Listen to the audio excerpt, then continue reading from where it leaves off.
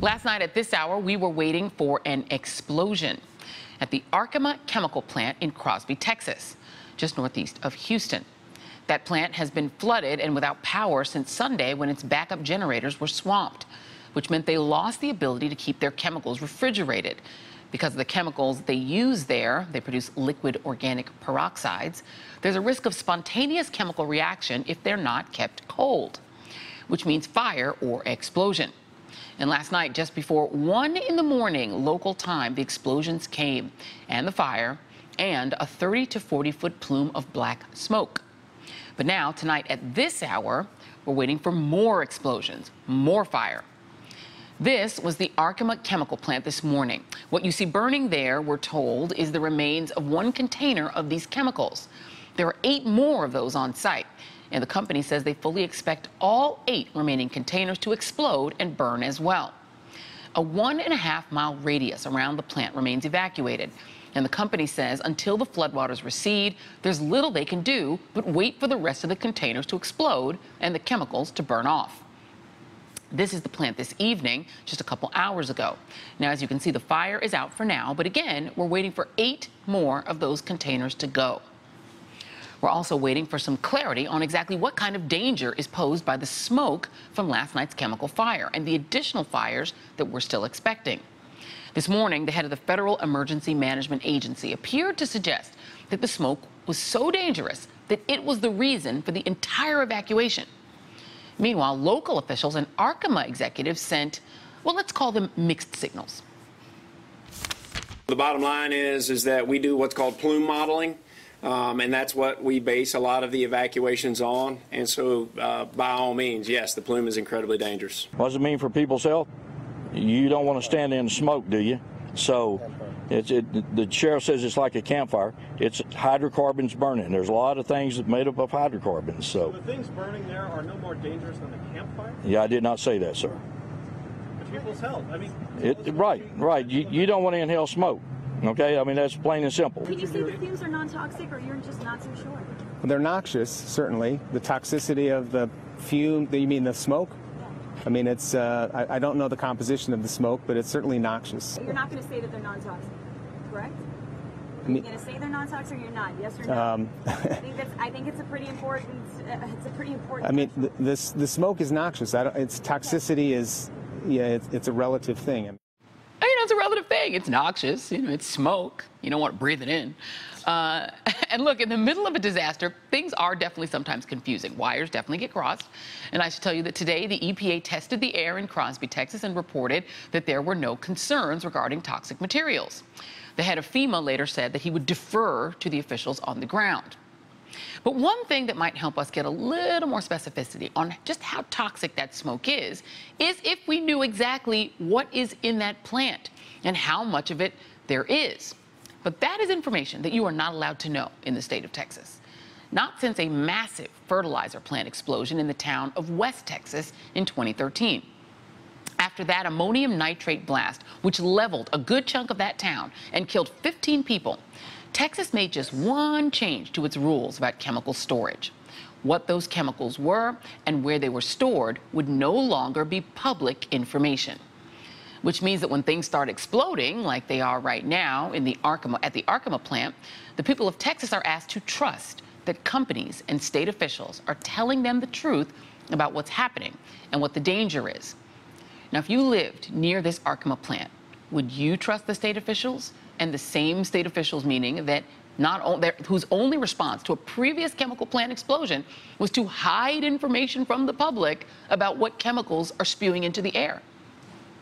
Fortunately, there are people who are trying to get that information, who are trying to basically fact-check the authorities. Last night, Rachel spoke with Houston Chronicle data reporter Matt Dempsey, who wrote an amazing series of articles last year about the dangers of Texas's chemical plants. Mr. Dempsey asked Arkema yesterday to hand over the latest inventory of chemicals at its Crosby plant, and Arkema said no. But today, Arkema said yes. They said they will give Matt Dempsey that inventory. Persistence pays off. And joining me now is Matt Dempsey, data reporter for the Houston Chronicles investigations team. So, Mr. Dempsey, thank you so much for being here this evening. And I guess I'll just ask you the obvious question. Has Arkema handed over their chemical inventory to you?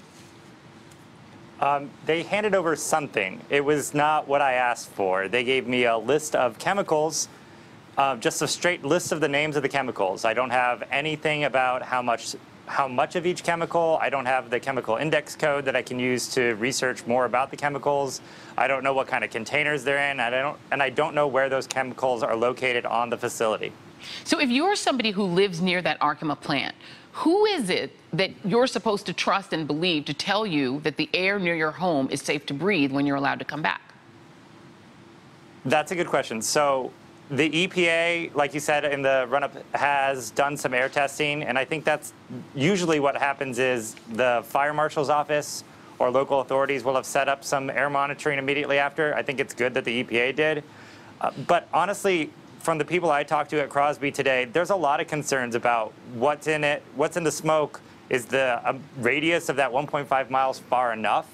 There is rampant rumor mongering all over Crosby about whether things are being done correctly or not. And there's a lot of concern about information just not getting spread out to the public very much. And let's talk about that law. So Texas passed a law after that 2013 explosion that spewed chemicals into the air that said the public is not allowed to know what chemicals are in the plants that are near their homes. Does that mean that even if, for instance, health effects were to happen, let's say a year down the road, could people then in a lawsuit potentially discover, through the discovery process, what is in the air? I imagine they should be able to discover it in a court process. But honestly, in some court cases that we looked at when we were doing the series that you had talked about, there were cases where companies said they just wouldn't provide it. They wouldn't provide specific information. In fact, there was one case where a worker got pretty severely burned. My colleague Susan Carroll wrote this piece, and they sued and they tried to get all sorts of information. Nobody investigated it, or very little investigations was done. The CSB didn't go there at all. The EPA tried to do an investigation, did not get very far with the company involved. So honestly, even when it causes health damages to the public or to individuals, it can still be difficult to get that information.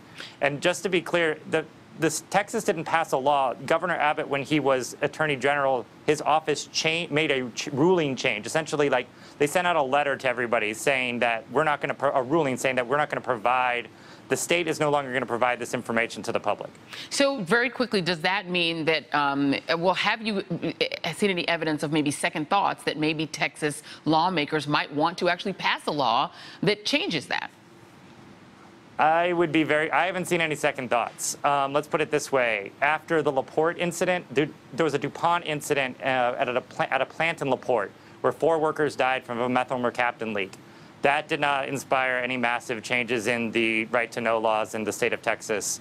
Our chemical series, that eight-part series you mentioned, inspired no change by the legislature on right to know laws in the state of Texas. Wow. So basically, if you're a homeowner in Texas and you live near a chemical plant, you just have to take your chances and trust the company. Interesting. Matt Dempsey. Well, sorry.